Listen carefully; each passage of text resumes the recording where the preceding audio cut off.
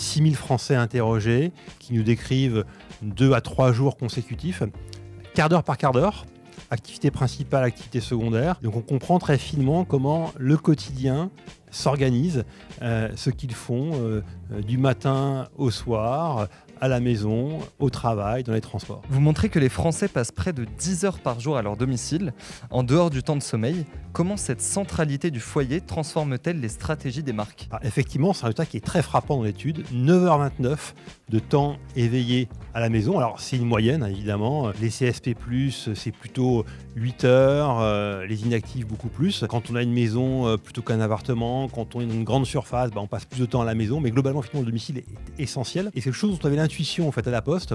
On l'a mesuré d'une façon un peu différente, au sens où on s'était dit où est-ce que le domicile prend sa place dans les parcours d'achat. Et on a mesuré 86% des décisions d'achat se prennent à la maison. Au fond, c'est un écrin où on discute de beaucoup de choses. On discute du projet des vacances, de nouveaux canapés qu'on va acheter ou pas, éventuellement aussi la liste de courses la semaine prochaine. Et donc, c'est un lieu qui est absolument essentiel pour les stratégies de marque et on a voulu mieux le comprendre. Et derrière, avec la Poste Solutions Business, concevoir des solutions adaptées à ce type de communication à la maison. Vous avez aussi remarqué que beaucoup de Français arrêteraient de travailler s'ils le pouvaient. Comment interprétez-vous de ce résultat, notamment en termes de stratégie RH ? On mesure un rapport qui est assez ambivalent au travail, avec d'une part 51% des Français qui disent qu'ils se réalisent à travers leur travail, et l'autre 64% qui disent si je pouvais, je m'arrêterais. Et je pense qu'on voit ici une forme de tension qui manifeste, je pense, un besoin de trouver un bon équilibre entre temps personnel et temps professionnel, et qui montre de manière plus générale que les Français, quand on est dans l'intime, sont plutôt très heureux, et quand on s'en éloigne, ont plus d'insatisfaction. Je vois une recherche d'équilibre, dont le télétravail peut être une réponse d'ailleurs. Pour revenir au domicile, on voit également qu'il y a des inégalités qui persistent, notamment dans la répartition des tâches domestiques. Est-ce que les écarts se creusent ou au contraire ont tendance à s'amenuiser avec le temps ? Alors, on n'a pas la dynamique. En revanche, on a une photographie, effectivement, elle montre qu'aujourd'hui, on a un certain nombre de réalités qui ont la vie dure.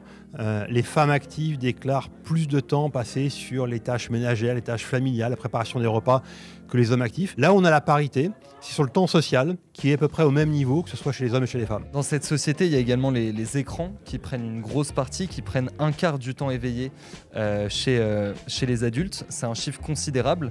Comment la Poste utilise-t-elle ce paramètre pour déployer des nouveaux services ? Alors, on part effectivement 24% du temps éveillé consacré aux écrans, quels qu'ils soient. Après, la question que nous poursuivons, c'est comment est-ce qu'on va proposer notamment aux marques les stratégies de la meilleure efficacité. Et on voit dans tout parcours d'achat que l'omnicanalité est essentielle. Lorsque vous faites un achat, vous êtes sollicité par 8,1 canaux en moyenne. Alors, la précision, vous voyez, est quasi scientifique. Et donc les écrans ont une part, le bouche-oreille a une autre part, ce qui va se passer en dehors dans la rue en une troisième, et le domicile en est un écrin qui est absolument important. Dans ce cadre-là, nous, ce qu'on va essayer de faire, c'est de concevoir des bouquets de services qui vont mixer du digital à travers les écrans, du physique, notamment à travers le catalogue, le courrier qu'on reçoit à domicile, pour pouvoir maximiser le souvenir et l'efficacité de la campagne qu'on propose à nos clients et à nos marques. Vous êtes aujourd'hui partenaire du Wouzou.